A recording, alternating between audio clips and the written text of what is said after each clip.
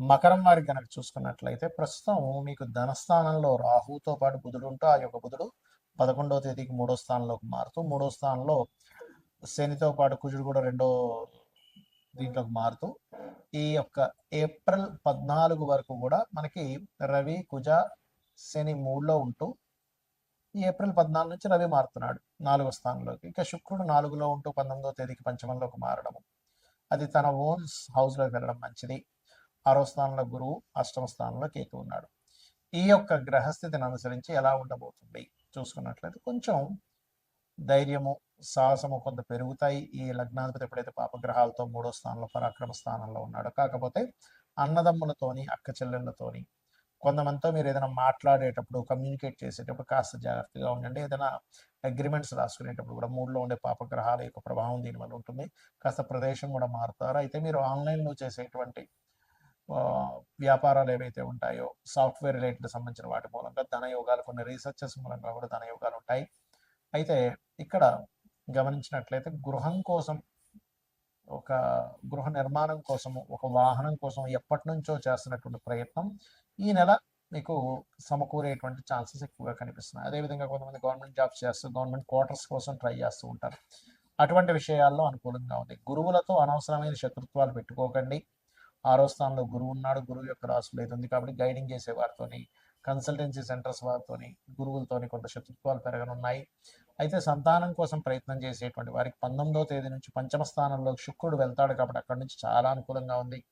తాతగారు ఆస్తి విషయంలో కొన్ని డిస్ప్యూట్స్ వచ్చే ఛాన్సెస్ ఎక్కువగా చూపిస్తున్నాయి. ఇక మీరు నిత్యము కూడా చేయవలసింది అమ్మవారి యొక్క ఆరాధన చేయండి. అందులో ముఖ్యంగా ఎవరైనా మంత్ర సాధన మంత్రం తీసుకోవాలనుకునేటువంటి వారికి 19వ తేదీ చాలా అనుకూలంగా ఉంది. బికాజ్ ఆఫ్ పంచమ స్థానంలో శుక్రుడు వస్తున్నాడు కాబట్టి అక్కడ ఒక 25 రోజుల పాటు ఉంటాడు కాబట్టి ఎవరైనా సరే కొంతమంది ఉపనయన సంస్కారాలు చేసుకుంటుంటారు. ఆ ఉపనయన సంబంధించినటువంటి విషయాల్లో ఇక్కడ నుంచి చాలా అనుకూలమైనటువంటి పరిస్థితులు కనబడనున్నాయి, గుర్తుపెట్టుకోండి. ఇక సంతానం కోసం చేసే ప్రయత్నం కూడా 19వ తేదీ నుంచి చాలా బాగుంది. మరియు క్రియేటివ్ ఫీల్డ్స్లో ఉండేటువంటి వారికి కొత్త అవకాశాలు వస్తాయి. ఫ్యాషన్ డిజైనింగ్ 19 నుంచి. ఇక మీరు నవగ్రహాల్లో ప్రధానంగా శని కుజ రాహు గురు గ్రహాల దగ్గర దీపారాధన చేయండి, అన్ని విధాలు బాగుంటుంది.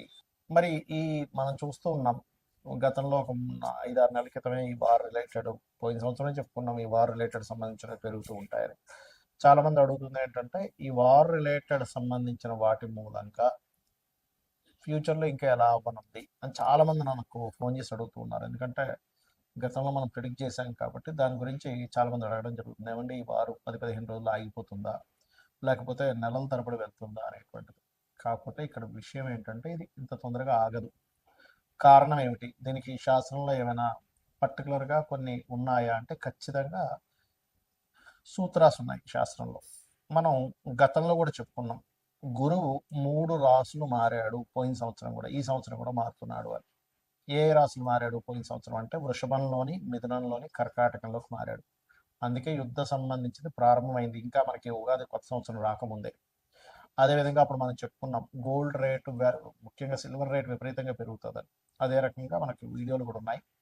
అండ్ పీఠాధిపతులు గొడవలు పెట్టుకోవడం ఇవన్నీ కారణం అది. అయితే ఈ సంవత్సరం కూడా కర్కాటకంలో మనకి మిథునంలో ఉండేటువంటి గురువు కర్కాటకంలోకి సింహంలోకి మారుతున్నాడు. గతంలో ఏం జరిగింది, వృషభంలో ఉండే గురువు మిథునంలోకి వచ్చి కర్కాటకంలోకి వచ్చి మళ్ళీ వెనక్కి వచ్చాడు. సో ఎప్పుడైనా సరే 3 రాసులు మారేటప్పుడు అది జన నష్టాన్ని, అందులో ముఖ్యంగా యుద్ధపరంగా విపరీతమైనటువంటి జన నష్టాన్ని కలిగిస్తుంది. కాబట్టి ఇండియాలో ఉండేటువంటి వారికి పెద్ద నష్టమేమీ ఉండదు, కానీ విదేశాల్లో ఉండేటువంటి వారికి మాత్రం కాస్త ఎక్కువ నష్టం ఉంటుంది. కాబట్టి ఇండియన్స్ ఎవరైనా విదేశాల్లో ఉన్నట్లయితే వారు కాస్త వీలైనంత మట్టుకు అక్కడ సేఫ్ జోన్స్లో ఉండడం మంచిది. ఇప్పుడు Saudi countries, Dubai countries, America పర్టికులర్గా, ఎందుకంటే ఇది న్యూక్లియర్ సంబంధించిన దాడులు. అంటే మనకి చూడండి, మనకి హీరోషిమా నాగసాకి మీద వేశారు అప్పుడు ఒకసారి. దానివల్ల ఏంటి, కొన్ని కోట్ల మంది, కొన్ని లక్షల మంది చనిపోయారు. అలా ఏంటంటే ఒక పెద్ద విస్ఫోటనలాగా జరిగేటువంటి బాంబ్స్ వేయడం కూడా జరుగుతుంది. ఒక దేశం అయితే కంప్లీట్గా, 1-2 దేశాలు కంప్లీట్గా రూపాలు లేకుండా పోయేటువంటి స్థితి ఉంది ఇప్పుడు ఉండేటువంటి గ్రహస్థితి. ఇవన్నీ మనం ఎందుకు చెప్పుకుంటున్నామంటే ముందు సామాన్య మానవుడికి ఏమీ జరగకూడదు. ఇలా జరగకుండా ఉండాలంటే మనల్ని రక్షించేది, నడిపించేది, మనల్ని తల్లిలా చూసుకునేటువంటిది అమ్మవారు. కాబట్టి రకరకాల దేశాల్లో ఉంటారు. చూడండి మనం ఒక్కోసారి వింటూ ఉంటాం. ఏమంటే పెద్ద ఫ్లైట్ పడిపోయింది కానీ ఒక చిన్న పిల్లవాడు కాపాడబడ్డాడు అంటాం. ఒక్కోసారి చాలా పెద్ద షిప్ మునిగిపోయిందని కానీ కొంతమంది ఎందుకు బయటపడ్డారంటే ఎలా బయటపడ్డారంటే అది మిరాకిల్. మొన్న ఫ్లైట్ కూడా పడిపోతే చూడండి ఒక అతను ఫ్రెష్గా స్నానం చేసుకొని వచ్చాడు నడుచుకుంటూ వచ్చేసాడు. అదేంటంటే అంత పెద్ద పేలిపోయింది మంటలు వచ్చాయంటే అదే లక్. ఇది ఒక్కొక్కసారి మనకు పుణ్యము వల్ల వస్తుంది. అంటే మనకి పూర్వజన్మలో ఎక్కడో పుణ్యం ఉంటే ఆ పుణ్యం మనల్ని అలా కాపాడుతుంది. మరి ఇప్పుడు ఉండేటువంటి దీంట్లో మీరు ఏం చేయాలంటే రోజు చండీ వినండి, లేదా దుర్గా కవచం చదువుకోండి. చండీ వినడమైనా, చండీ పారాయణం చేయడమైనా, లేదా చండీ హోమాలు చేసుకోవడమైనా ఇంట్లో చేసుకోండి. దానివల్ల ఏమవుతుందంటే మీరు రక్షింపబడతారు. దేశాలు కొట్టుకోవడం వల్ల సామాన్య మానవుడు ఇబ్బంది పడకూడదు కాబట్టి ఇది ఎలాంటి రక్షణ ఇస్తుంది? ఇప్పుడు మనకు చూడండి, కేవలం అదేదో బాంబు వచ్చి మన మీద పడేటువంటిది మాత్రమే కాకుండా ఇప్పుడు ఉండేటువంటి సిచ్యువేషన్స్లో మనం గతంలో 1 month బ్యాక్ ఆల్రెడీ చెప్పుకున్నాం, కొంచెం ఫుడ్ రిలేటెడ్ సంబంధించిన విషయం మీద ఎఫెక్ట్ వస్తుంది ఇది ముందు అని. అదే రకంగా చూసుకుంటే గ్యాస్ సరిగ్గా అందకపోవడం.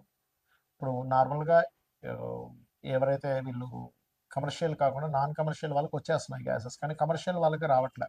తద్వారా హాస్టల్స్లో ఉండేటువంటి వారు, లేకపోతే హోటల్స్లో తినేటువంటి వారు, ప్రత్యేకంగా వాళ్ళు వండుకోరు, హోటల్నే ఆధారపడి ఉంటారు. అలాంటి వారికి ఇబ్బంది అనేటువంటిది స్లోగా ప్రారంభమైంది. తద్వారా మనకి వండుకునే స్థితి పరాభావనామ సంవత్సరం, పరావాసనామ సంవత్సరం, రెండు పేర్లు దీనికి.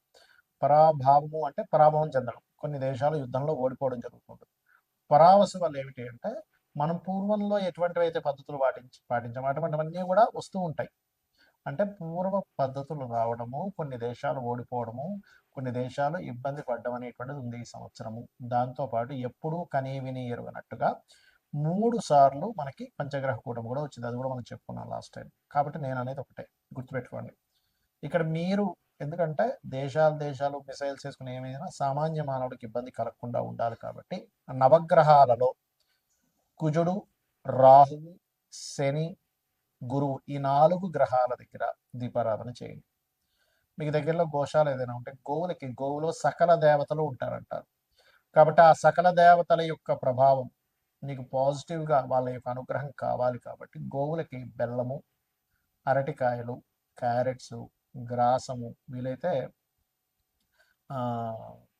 ఇవి తినిపించండి సరిపోతుంది. గ్రాసం కూడా తినిపించవచ్చు, రైట్, గోధుమ రవ్వ కూడా తినిపించవచ్చు. ఇవి చేయండి.